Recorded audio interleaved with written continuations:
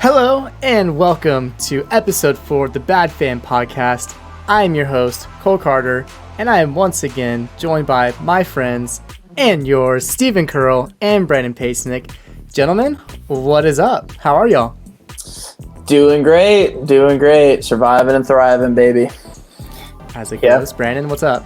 Pretty great weekend personally, and soccer was pretty fun this weekend as well. And we'll get into that later, but yeah. Steve, you're rocking the Venezia jersey. I love it. The badges on this side. That's how the cameras work. There we go. Not a good result for the boys this weekend. They conceded 3 penalties, which I think was all in the first half as well. Not a good look for the boys. Brandon, tell us about your jersey.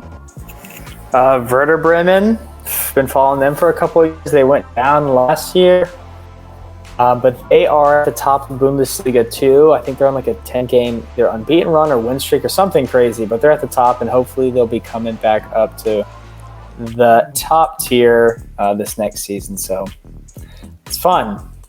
Yeah, they might be sorely missing Josh Sargent, our favorite American from the Bundesliga. One of them, maybe. But yeah, everybody, welcome to the Bad Fan Podcast once again, where we'll be bringing you guys the biggest news and matchups from the last weekend and the things that you need to be watching out for this week in the world of sports.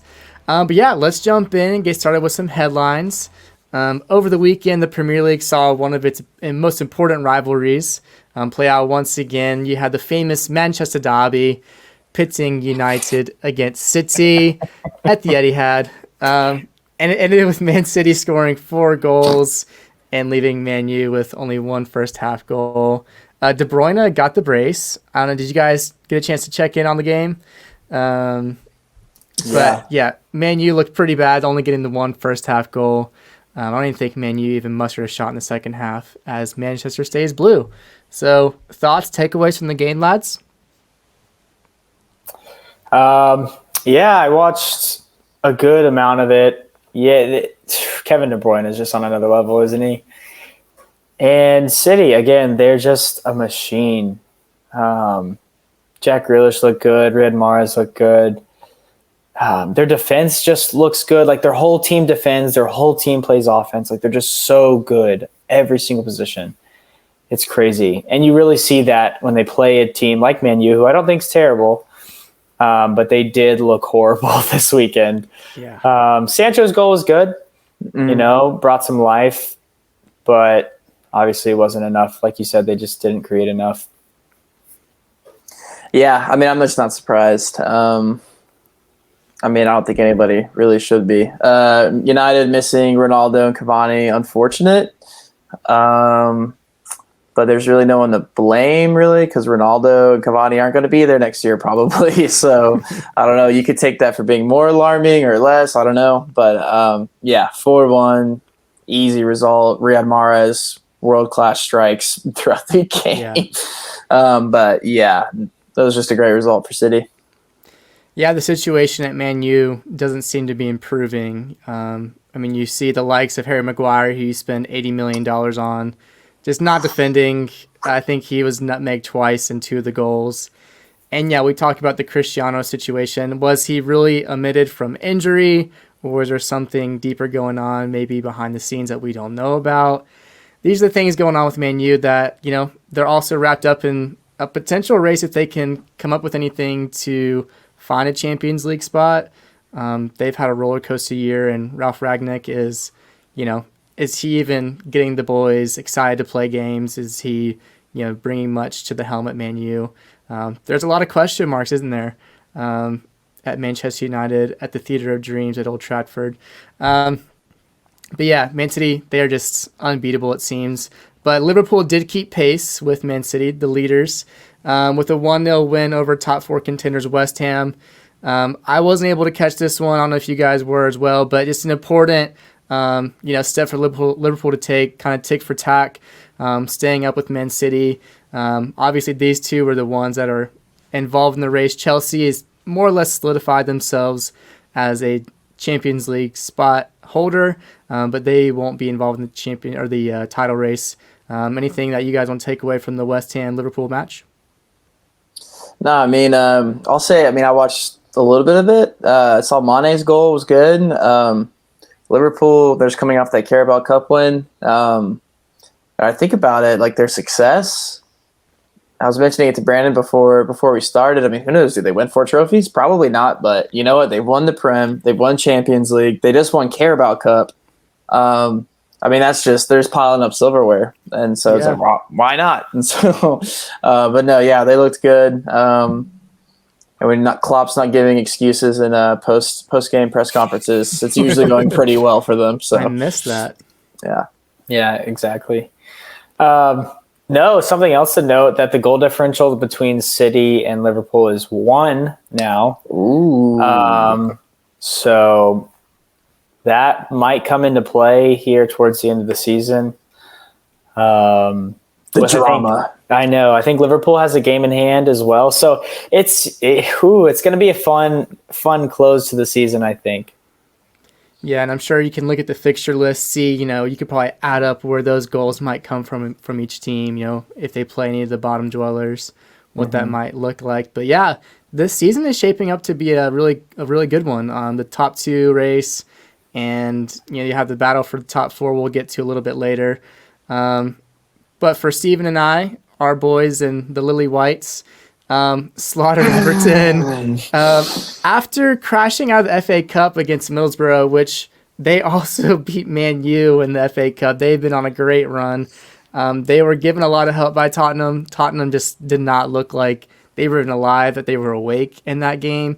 Steven, I will get to the Everton match in a second. What did you even think of that Middlesbrough game? I know it was not pretty. Well, I believe I said we suck on the podcast previously, and to not get deceived by these wins against teams like Leeds, because they also suck. So if you want to measure how good your team is, you can use Tottenham kind of as that barometer. No, I'm just kidding. But no, the Middlesbrough game was poor, and you could call it Spursy, but it's what it was, sadly. Just the lack of interest in the game. Middlesbrough going out there off great momentum, nothing to lose. Yep. Tottenham, is it genius from Antonio's press conferences? Maybe the genius hurt the team a little bit by saying it's the players' fault. I don't know. It's kind of a whirlwind right now. And then you see this week we're on a Tottenham 5-0 victory. So who knows where we'll be next week. Yeah, and to recap the game, Harry Kane surpassed legendary forward Thierry Henry with a stellar performance. He finished off the day with a fantastic finish with that left foot from, I believe, a Matt Doherty assist, which he had 2 on the day. He's had a good couple of games, a good run of form.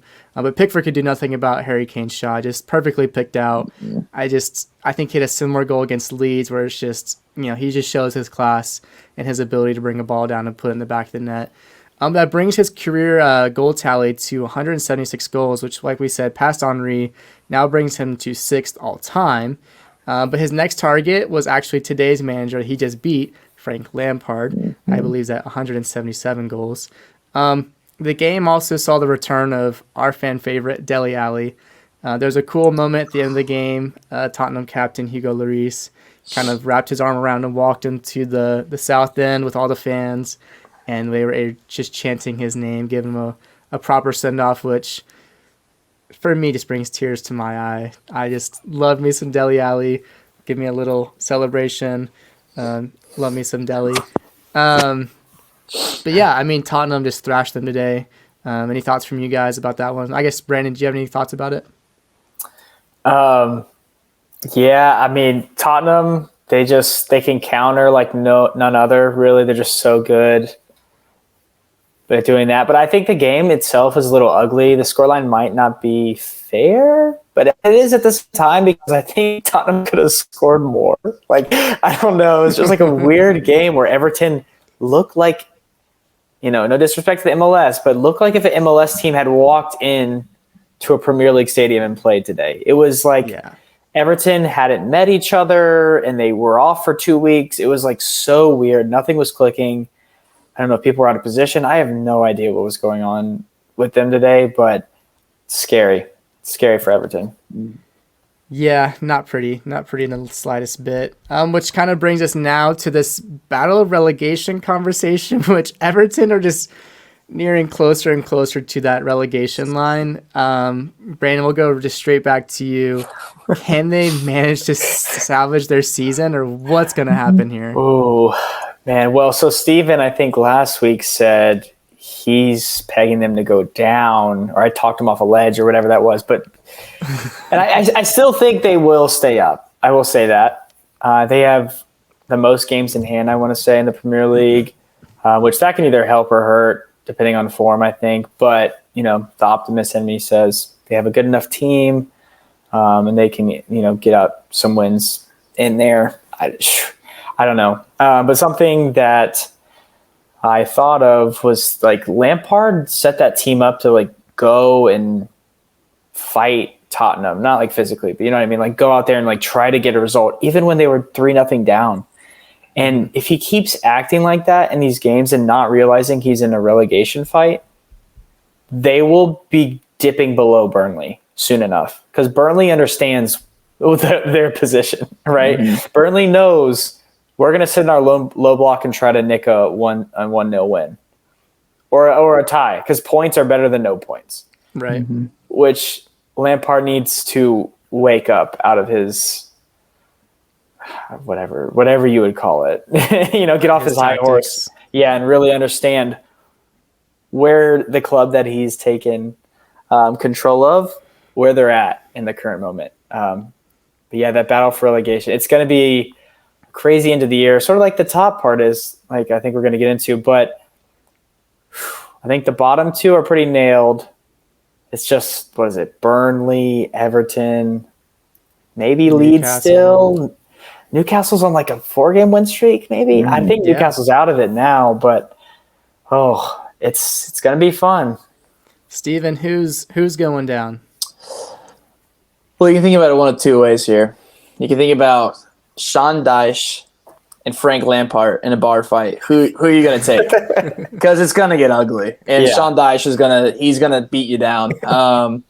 And it's not going to be pretty. He's going to come out with a bloody nose, maybe. But no, all jokes aside, though, we got two different managers completely. Frank Lampard, Chelsea legend, England international legend, kind of out there, but finding it tough to settle into the gaffer role in the Premier League. And he can joke about calling Tottenham 3-point lane all the time with Sky Sports and Gary Neville and all the guys, but it's kind of like you're not there. You're at Everton. Like everything you did does not matter. To Brandon's point, you are in a relegation fight. Mm-hmm. And if he doesn't know it now, getting dismantled 5-0 to Tottenham Hotspur better wake him up. And again, I think that's also concerning is Calvert-Lewin absent today and Donny van de Beek, and it was just nobody on Everton besides the youngster. I forget the guy's name on the right hand side, but a few bright spots. But yeah, they're bad. Yeah, Gordon, that's who it is. He had a couple of really good spells today, but yeah, it's hard not to pick them to stay up. But yeah, I think I heard in the broadcast today they've been up for like 64 straight seasons.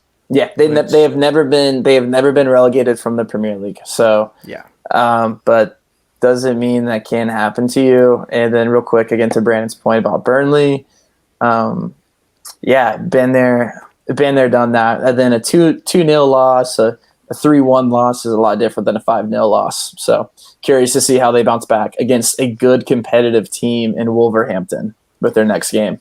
Mm-hmm. And that's the thing. I don't think their fixture list gets any easier from here on out either. Mm-hmm. They will continue to have to battle just to stay up. And you look at the teams like Brandon, we talked about briefly, but yeah, Newcastle have dug themselves out of the hole that they made.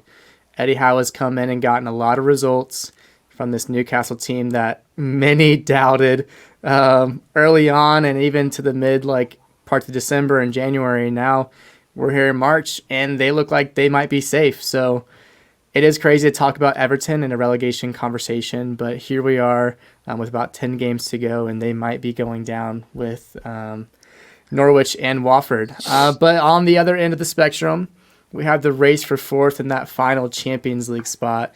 I said earlier, I think Chelsea's locked themselves in, barring anything crazy. I think Thomas Tuchel has them on track to solidify themselves for the top three. But Brandon, this top four spot, this race, there might be, depending on your views, four, if you maybe think five teams, if you include Wolves, looking for this four spot. There's 10 games left. There's plenty of points left up in the balance. But if you're picking today, who do you have taking that final spot? That's really tough. Man U just seems to stick around always. It's so weird. Like, they'll be in a little bit of turmoil, like we sort of mentioned earlier, but then they'll just get results, and it's magic. They're up, they're good. I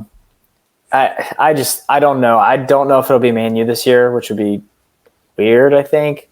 Mm-hmm. But I hate to do this, but I'm going to give props to Arsenal.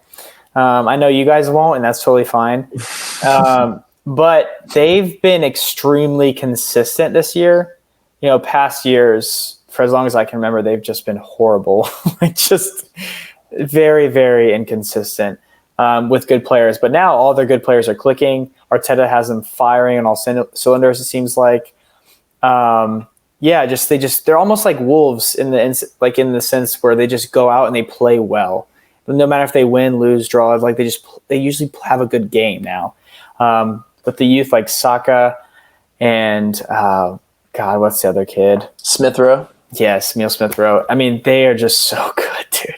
They are so good. So I'll say Arsenal. I don't think West Ham has enough depth to push for it, especially when they're still playing in the Europa League.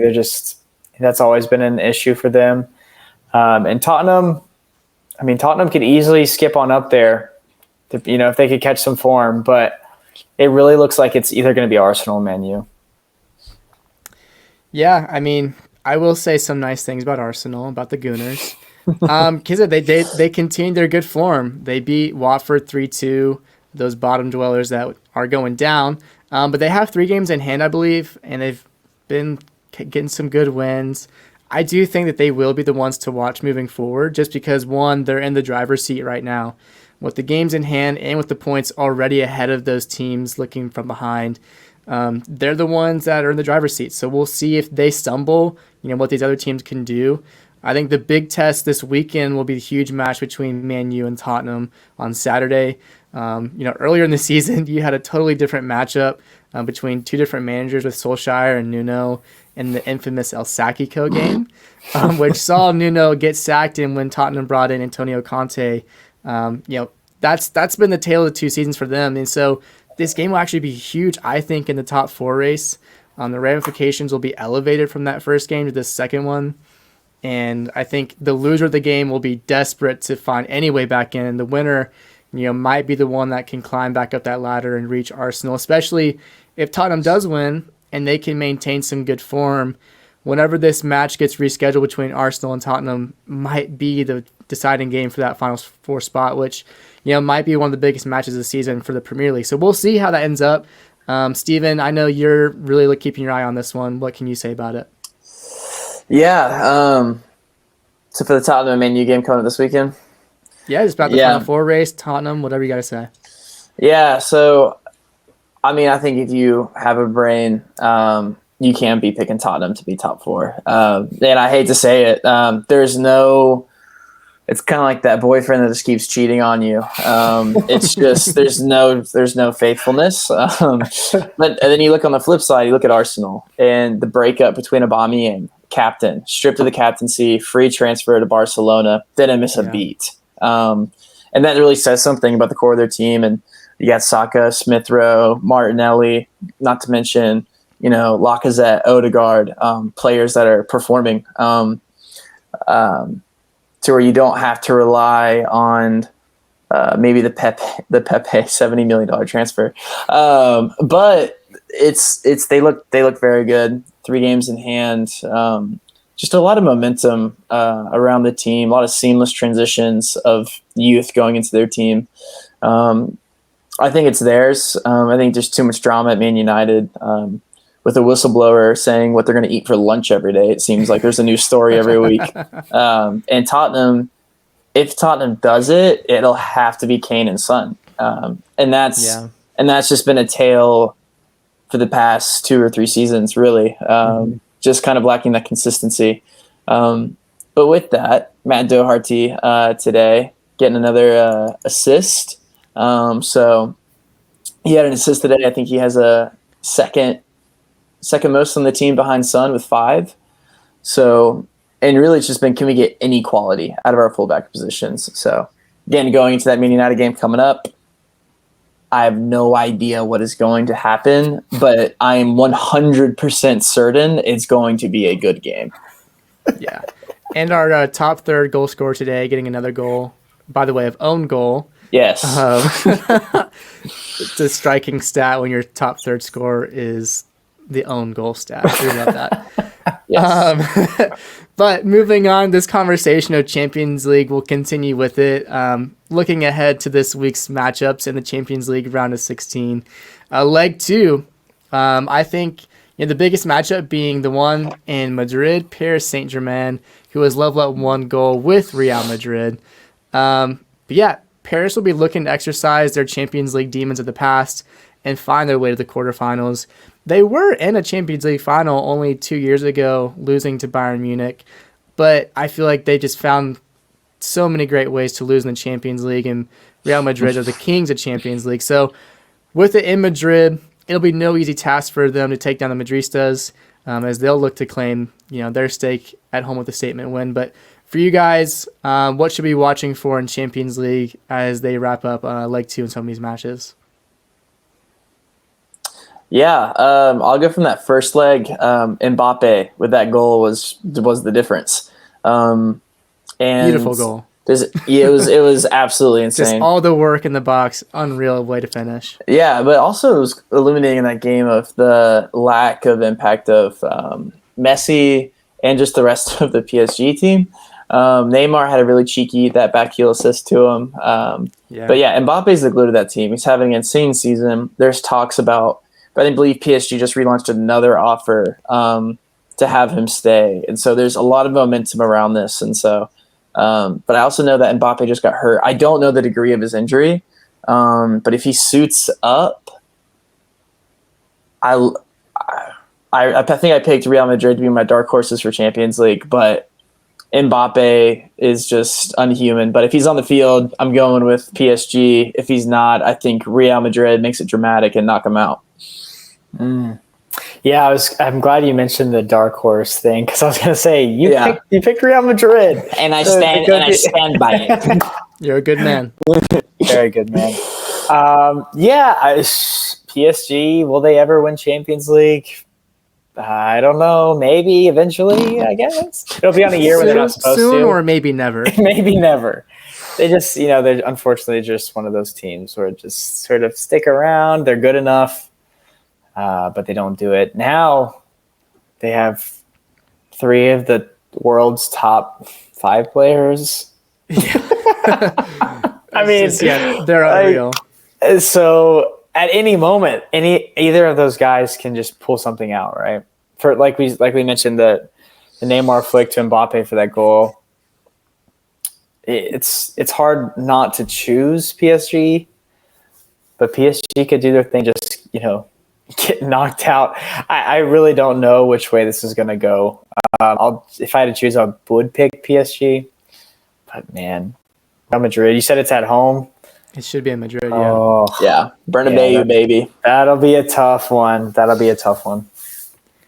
I don't want us to forget, though, that Salzburg drew against Bayern, I believe, in that first leg. So anything can happen in that one as well. Bayern, I think they were probably the favorites of the tournament. They're just so good. But there's some question marks maybe popping up about Lewandowski's future. Obviously, 1-1 the first leg. That leaves Salzburg with a lot of momentum and maybe have some inspiration to come out strong once again. And, it's the Champions League. Anyone can find a way to win. We saw a miracle run a couple of years ago with the young Ajax team. I don't know if Salzburg quite has that same quality of players, without the likes of Ziyech and De Ligt and De Jong. But we'll see what happens. But yeah, I think Man City has their tie wrapped up. It's about 4-1 against Sporting. It's 5-0. 5-0. Okay, even worse. I don't know who else plays this week, and then it's Liverpool plays Inter, but they're up 2-0, and they have a home game. So you sort of expect that one out. Yeah. Yeah. So yeah, I mean, Champions League. Always love getting the chance to see those games. We were talking about how in college that we love just in class. You've seen it sometimes on social media as well. I think there's a video last week or the week before where there's like 10 people in this lecture hall with Champions League on their computers, like panning around. So everyone will have their eyes on those games this week. I know we will here at the Bad Fan Podcast for sure. But in a less notable league, but one that is still near and dear to our hearts, the MLS. In its second weekend of the season, we saw Charlotte host their first home game. That was a record breaker. They hosted over 74,000 fans, which comes to the great dismay of Atlanta fans, as they now have the highest attended match in MLS history. I believe also one of the highest attended matches in world soccer, taking over a lot of teams in Europe and probably South America as well. But it was LA's goal from Efrain Alvarez that stole the show that night. I think it was like an 80th minute banger from outside the box. I mean, just beautiful shot, silencing that crowd, stealing the show in Charlotte. From a game that really I thought LA just dominated the whole time. They deserved that game.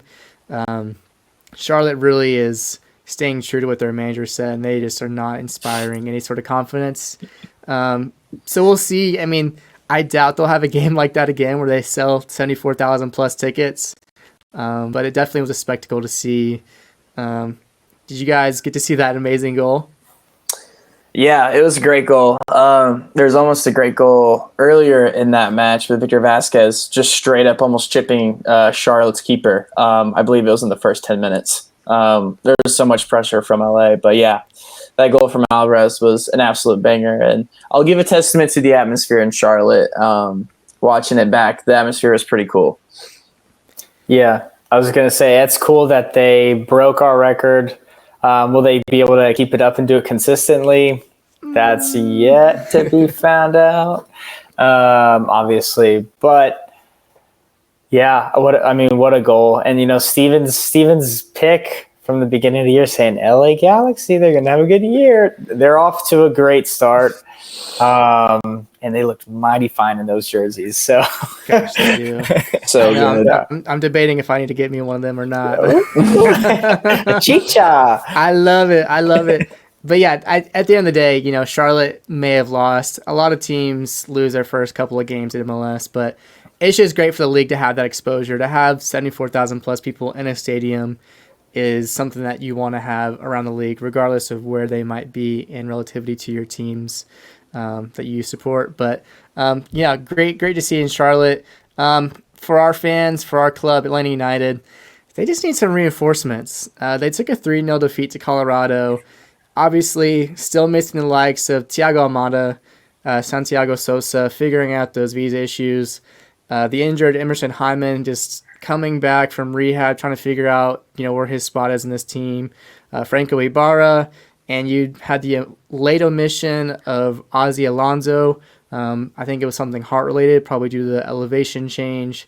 We'll see if that affects his career, if it was just maybe the one game. And, after having Luis Araujo get hurt in the 19th minute at Atlanta last week, the team just looked like they weren't complete. Obviously, the scoreline just is a tough one to swallow. They just weren't linking up. Joseph Martinez wasn't really playing a large part in the game. I think the one bright spot was Rossetto. He looked really strong in the midfield, had one really great driving run that wasn't able to finish it off. But Brandon, Steven, is it time to press the panic button for Atlanta, or is it just early season kind of woes where they'll find their way out of this? Yeah, I think Atlanta's roster, I think as being a fan for the past 5 years or so, I mean, there's been so many times where we've looked at our roster on paper and I've said, well, this makes sense. We should be fantastic. And there's been times where that just hasn't been the case. So I'm not pressing the panic button. Ugly defeat, very ugly. I'll give it a pass. You have a game that you like coming up in Charlotte at home.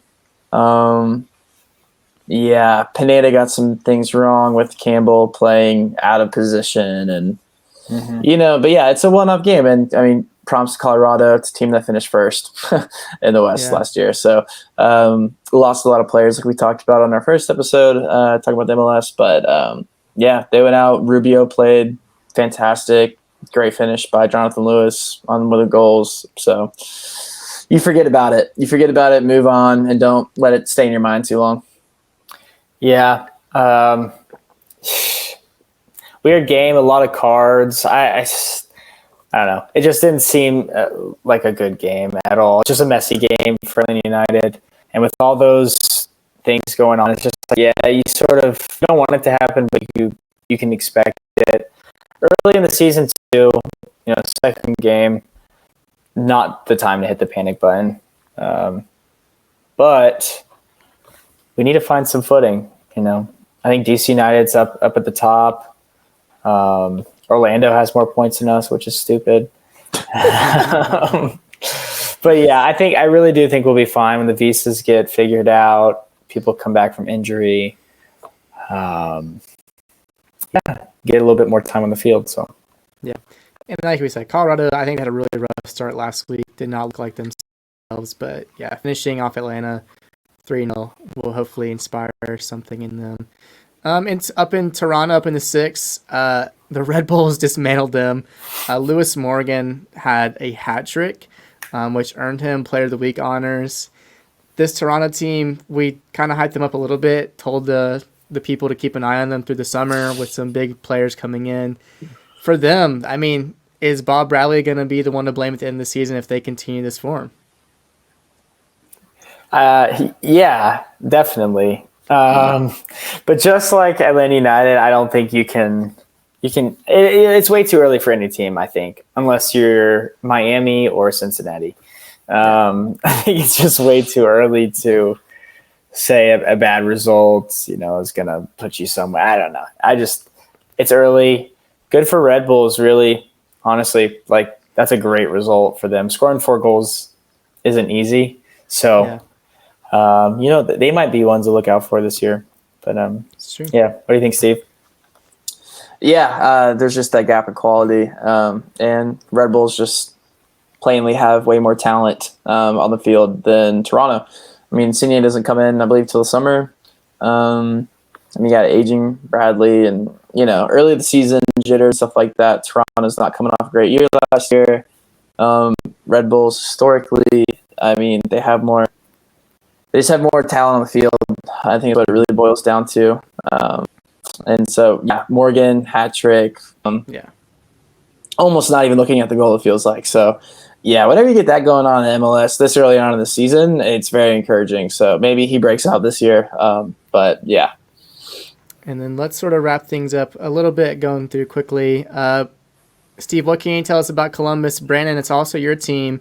They were a man up on San Jose for most of the game, but drew late. What happened? Yeah, I go first. Columbus is really good.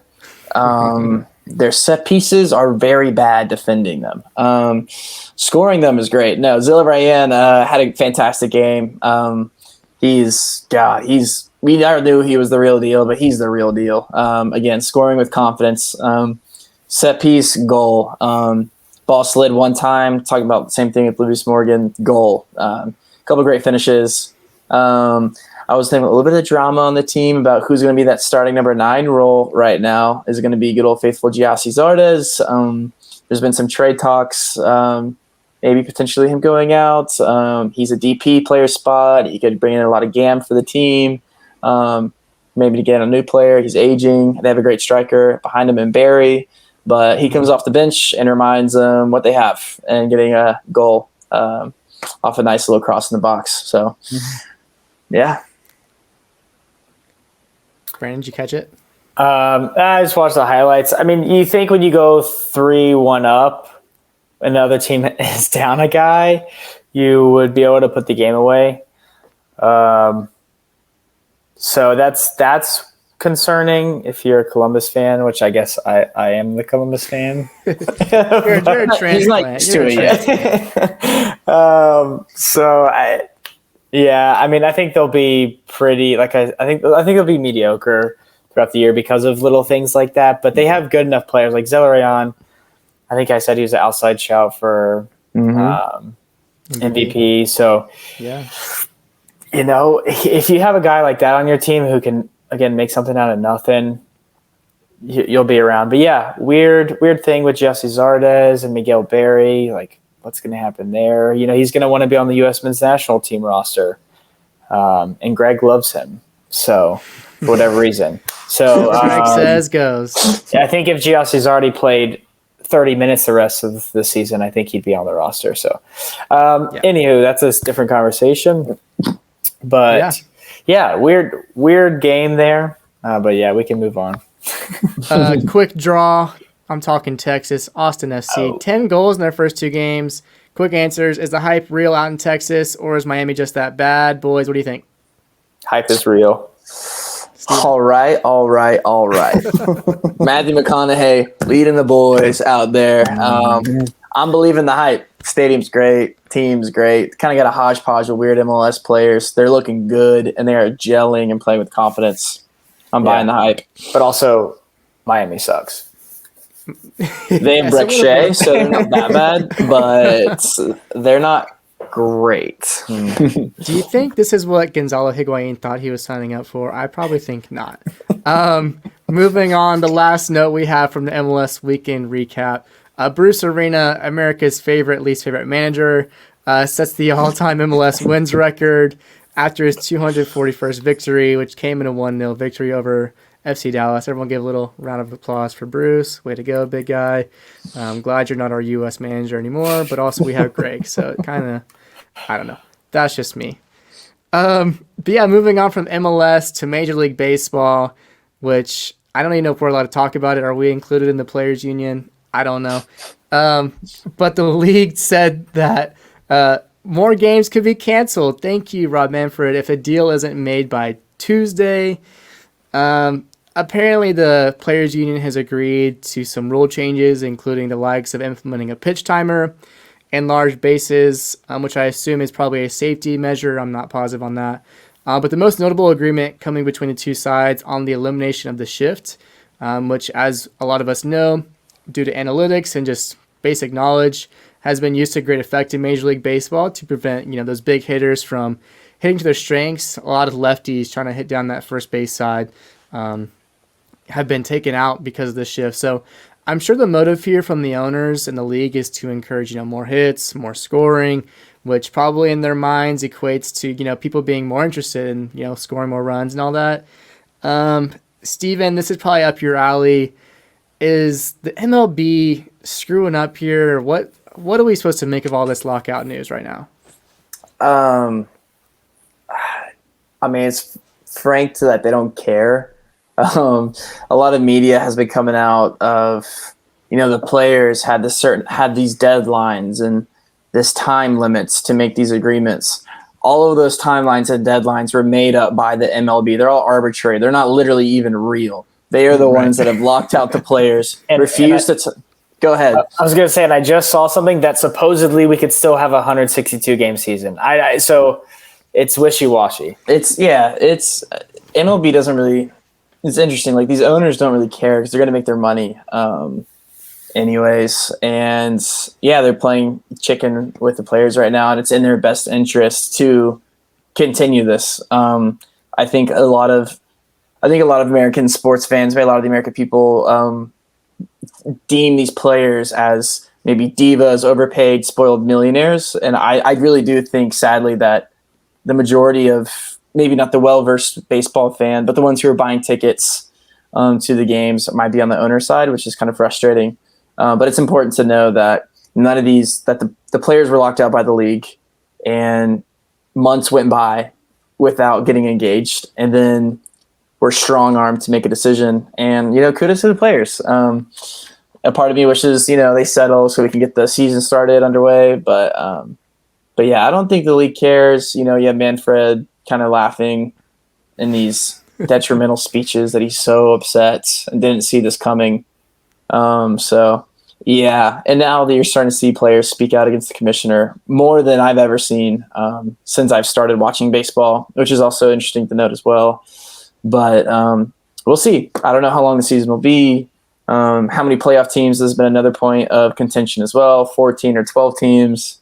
Tons of different stuff. So I'll be watching a lot of college baseball, and looks like Gwinnett Stripers this year as well. So Yeah, let's make it to a game. Yeah, the minor leagues are still going. I'll probably go catch a Columbus Clippers game. So that's pretty fun. When does that start? April, right? Yeah, well, spring training started this week for the minor leaguers. Wow. So that's the thing. I think a lot of people are kind of overlooking, we still have some baseball. I mean, a lot of, Right. especially, these teams that have these great pipelines, like including the Braves, there's still a lot of talent to be looking at this spring despite the lockout. But Brandon, do you have any thoughts about the lockout right now? Yeah, it's just stupid. I don't like this side of sports necessarily, but it is a part of sports. And the MLB trying to make the public feel a certain way about the players, and I don't know, the media is just way too transparent, or players are way too transparent nowadays. They have much more power than they did way back when the lockout was. So it's just weird. As far as the actual rules go, I don't think anybody cares about any of them except for the shift rule. And we can talk about it, but I heard a couple things proposed, whether it's 2 people on either side of second, or every infielder position has to touch dirt. So you couldn't have a deep man in the outfield. So I don't know. I think that's a part of baseball now, right? If we can have these crazy analytics for pitchers and hitters, I'm talking about launch angle, release point, all this stuff, that's all analytics. Why does it then get cut off during the game? Right. It's before the game. All this is determined before the game. So it's isn't that the field? They can play wherever they want in the field, right? And I mean, if you like the game of baseball, and might just be my opinion, there's a lot of hardcore baseball fans, but the people that fill the seats are there for a social outing. They want to see a home run, sure, but they don't care if the guy that usually plays shortstop is playing second, or third baseman is playing in the outfield. They might just be like, "What is that?" But we can be honest about that. So I don't know. I think that's a weird rule thing that would be in there, but I could see some players wanting that and some players obviously not. I don't know. I just hope they figure it out. Mm-hmm. Yeah. And I think the modern day and age of sports is so analytics driven. I mean, you can look at so many different sports across the world. You have, marathon runners. You have, the idea of mechanical doping. Our shoes too nice now. We have to prevent, manufacturers like Nike from making too good of shoes. Mm-hmm. Or this past weekend, I was watching the golf tournament, and you have Bryson DeChambeau who can clobber a golf ball 350 plus yards, and literally everyone has to go around this huge lake, and he's the one who said, I'll just hit the ball over the lake and no one's going to stop him. So it's if we can figure it out with science and analytics and all that to, maybe it's beating the game. I don't know. I think Major League Baseball has found a way to pride themselves on being analytic driven. So taking away that part of the game, may not be great from that standpoint, but the casual fan, I'm sure, probably won't even notice the difference and will probably be happy with a couple of more base hits and runs scored. But Brad Pitt and Jonah Hill would be turning in their grave from the Moneyball movie. I'm just saying that. Oh, man. One last MLB note. It's just a rumor mill going around with our favorite player, Freddie Freeman. My favorite one being Tampa Bay being in the potential running for him before the lockout. Could you imagine seeing Freddie Freeman in Tampa Bay Rays uniform, Steve? It's kind of like this, if I saw Freddie Freeman in Tampa Bay uniform, it feels almost like a dirty dream. As me being a Braves fan but I have my Tampa Bay side where I'm like, oh man, that would be amazing. We were hanging out with some friends this past weekend, and I was talking to, we have a friend named Jake, kind of explaining the Freddie Freeman contract situation, but not naming Freddie Freeman to our other friend Trey, and said, imagine there's a player that gave the best years of his life to a team that was struggling for the majority of it, won them a championship, and now is not getting paid, but everybody expects him just to sign. What do you think he should do?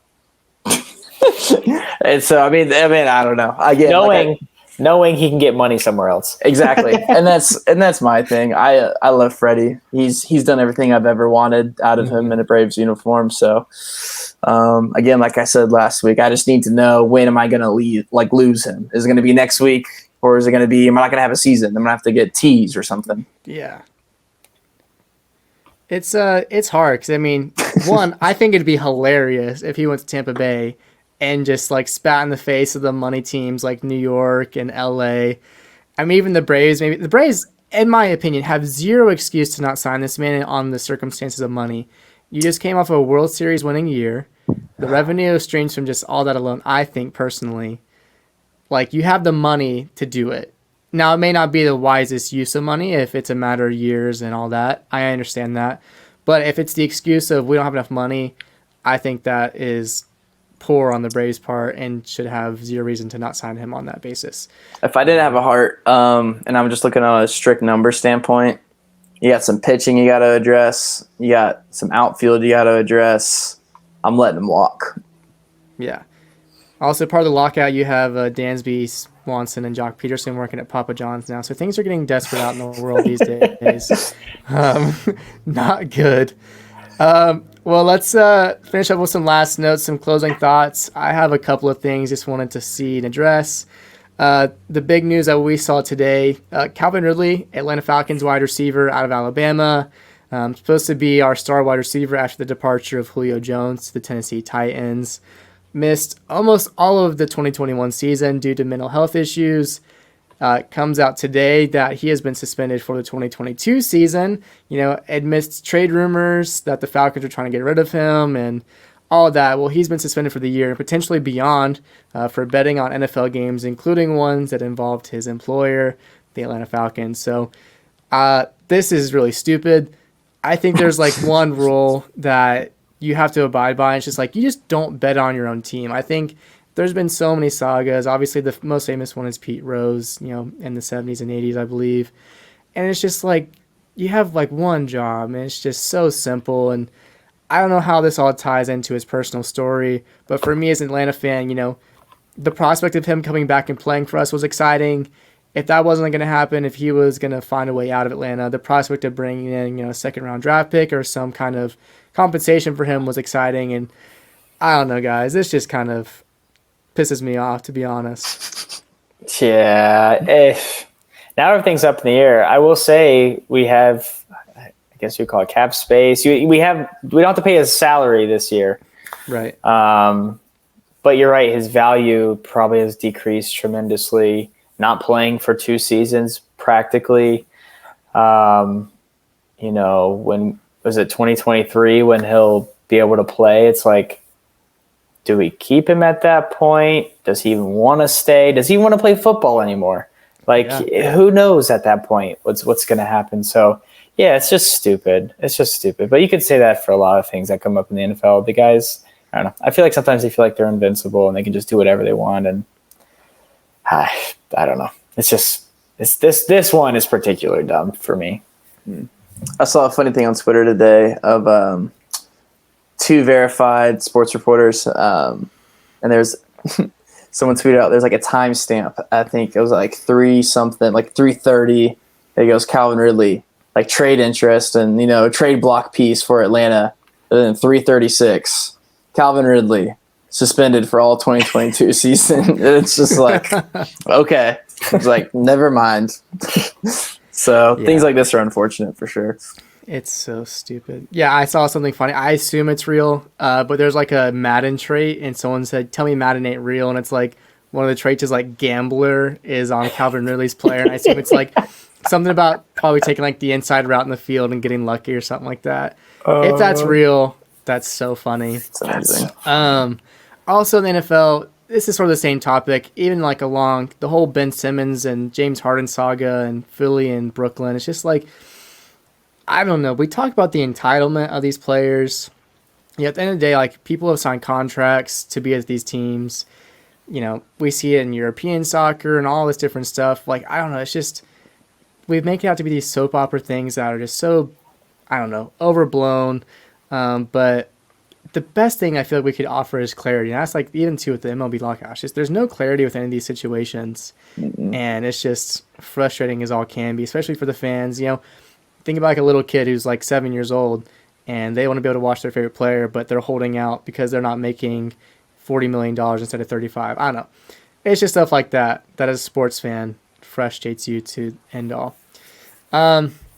Another thing that is not fun to talk about, but is probably notable to speak about, was over the weekend in Mexico.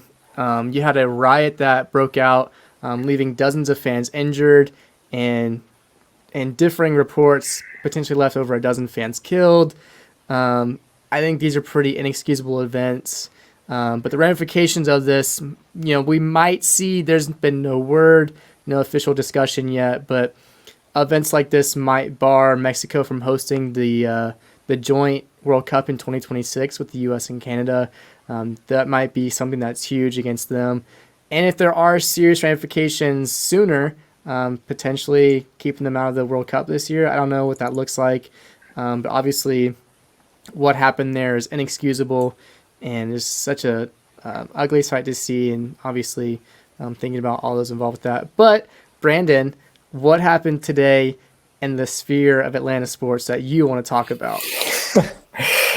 I'll just touch on the Mexican thing real quick. It's just sad. It's just absolutely horrible. I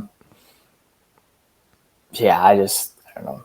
I don't want to talk about it anymore. It's just really upsetting. It's just terrible that like a soccer match where people go to have fun, spend money to go and have a day out or whatever it is, can lose friends, family, loved ones, whatever. It's just messed up. But yeah, yes, tonight, our alma mater, weird transition, our alma mater, Georgia State University, the Panthers clinched, and we are going dancing.